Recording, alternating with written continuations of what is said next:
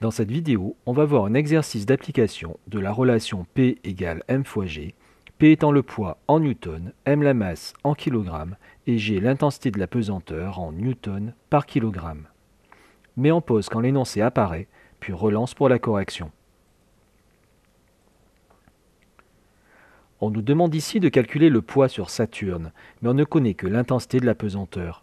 On ne connaît pas la masse et il faut donc la déterminer. On nous donne le poids de l'objet sur la Lune, 10 kN, et on connaît l'intensité de la pesanteur, 1,6 N par kilogramme, sur la Lune. On peut donc déterminer la masse de l'objet. On écrit les valeurs en pensant à convertir le poids en newton.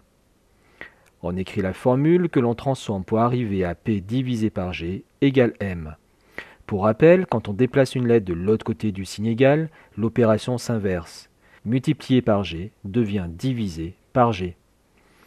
On remplace ensuite les lettres par les valeurs, on fait le calcul et on obtient environ 6250. L'unité est l'unité légale de la masse, donc le kilogramme. La masse de l'objet sur la Lune est donc de 6250 kg, mais comme elle correspond à la quantité de matière contenue dans l'objet, elle ne dépend pas du lieu. L'objet a les mêmes atomes en même quantité, où qu'ils soient. Elle vaut donc également 6250 kg sur Saturne. Et on peut donc déterminer le poids sur Saturne. On écrit les valeurs, G égale 10,4 N par kilogramme et M égale 6250 kg. On écrit la relation, puis on remplace les lettres par les valeurs.